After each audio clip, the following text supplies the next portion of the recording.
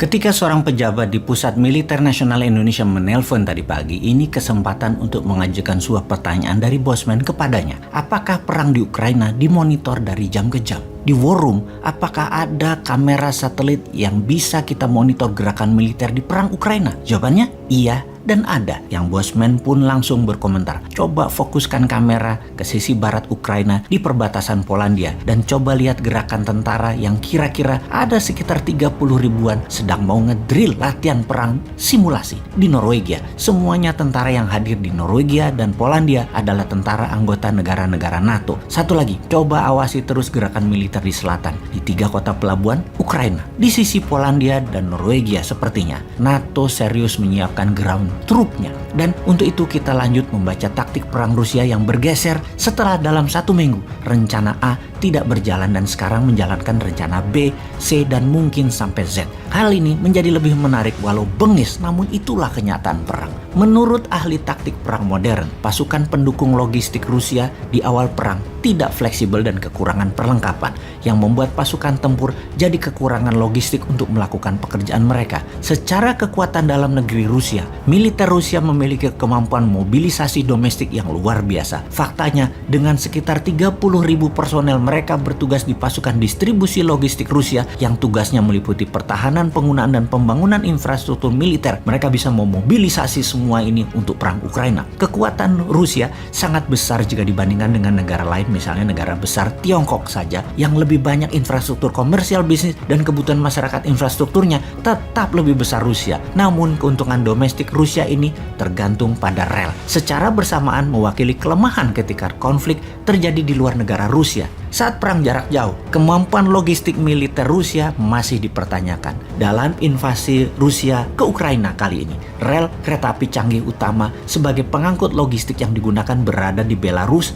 dan di Rusia. Jadi, untuk pasukan lebih lanjut ke Ukraina harus menggunakan truk. Ternyata Rusia tidak cukup truk. Disinilah bottleneck pertama dari logistik Rusia. Dari kereta api yang datang, banyak pindah ke truk. Kendaraannya kurang. Kita lanjut perubahan strategi yang jitu oleh Rusia kemudian. Inilah dinamisnya perang. Pada angkatan bersenjata Rusia, unit organisasi terbesar dari pasukan darat mereka biasanya didukung oleh 1 brigade dukungan material teknis pada dasarnya. Pasukan pendukung logistik mereka, masing-masing brigade ini terdiri dari 1.000 personil yang mengoperasikan 408 kendaraan pengangkut yang mampu mengangkut 1.870 ton kargo. Ini ternyata agak belum memadai pada saat awal peperangan Ukraina. Menurut pensiunan Letnan Kolonel Alek Versinin, pakar permodelan dan simulasi konflik militer pasukan Rusia, di bawah konfigurasi mereka saat ini, tentara darat Rusia sama sekali tidak mampu mendukung pertempuran lebih dari 90 mil atau 145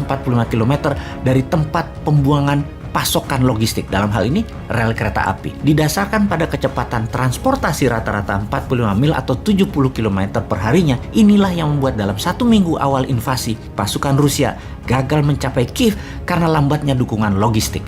Selagi memperbaiki sistem logistik, Rusia merubah taktiknya sekarang dengan memperbanyak tembakan menggunakan artileri roket. Ini bukan roket menembak RPG tentunya yang digendong di pundak. Ini peluncur roket besar di atas truk atau di atas tank yang memerlukan pasukan pendukung logistik juga. Selain makanan, amunisi, dan bahan bakar, karena setiap roket memerlukan truk khusus untuk diangkut ke peluncur. Ini yang difokuskan oleh Rusia sekarang. Rusia kemudian menambah strateginya, yaitu bumi hangus ala Aleppo, Suriah. Strategi bumi hangus, serangan bertubi-tubi ke kota strategis agar menimbulkan efek trauma dan Zelensky menyerah, agaknya mulai menunjukkan efek positif bagi Rusia. Salah satunya mengakibatkan eksodus besar-besaran ke arah barat warga Ukraina. Masih sekitar fakta lapangan menunjukkan bahwa ketika pasukan Rusia menyerang, seharusnya pasukan Rusia dapat beroperasi secara mandiri tanpa dukungan logistik selama sekitar 3 atau 5 hari. Namun faktanya sekarang ternyata tidak lebih dari 2 hari sudah berantakan dan ditarik ke garis pertahanan. Di sisi Ukraina, pasokan pangan didapat dengan bantuan masyarakat dan bunker pangan yang sudah disiapkan jauh-jauh hari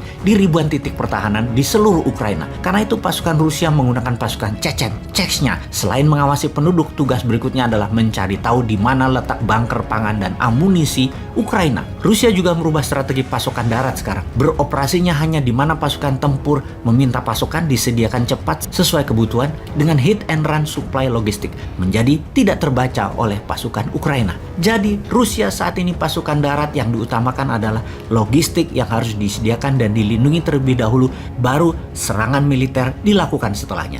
Untuk itu Ukraina juga tahu satu-satunya faktor yang dapat mengatasi masalah logistik ini adalah waktu. Makanya Ukraina bertahan total selama mungkin agar Rusia kehabisan cadangan pangan, amunisi, dan logistiknya. Karena kalau Rusia tidak merubah strategi logistiknya, militer Rusia diduga tidak memiliki kemampuan untuk perang lebih panjang dari 2 bulan. Sungguh, apa yang telah dilakukan pada hari-hari awal invasi Rusia ke Ukraina menentukan titik lemah kekuatan militer Rusia, atau mungkin menunjukkan bahwa titik lemah militer Soviet masih ada di tentara Rusia. Yang jelas di lapangan setiap saat bergeser, dianalisa, tidak ada rumus pasti.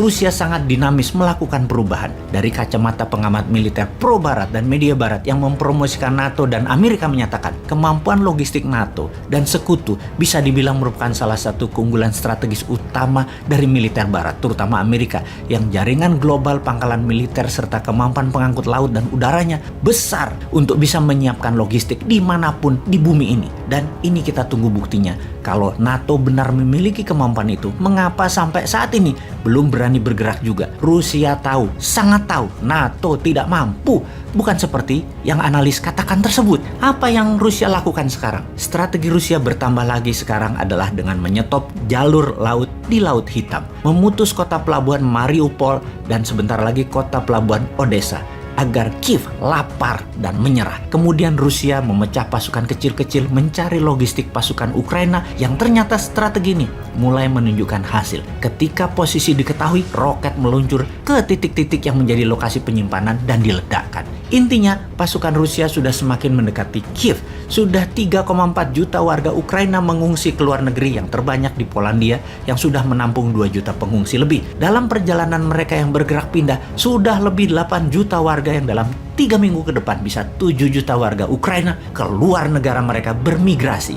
Negara sekitar sudah mulai gerah. Ada 10.000 pasukan NATO di sekitaran perbatasan dengan wilayah pengungsian dan terus bertambah. Ditambah banyak negara dunia yang saat ini terkesan melawan hegemoni. Salah satunya India.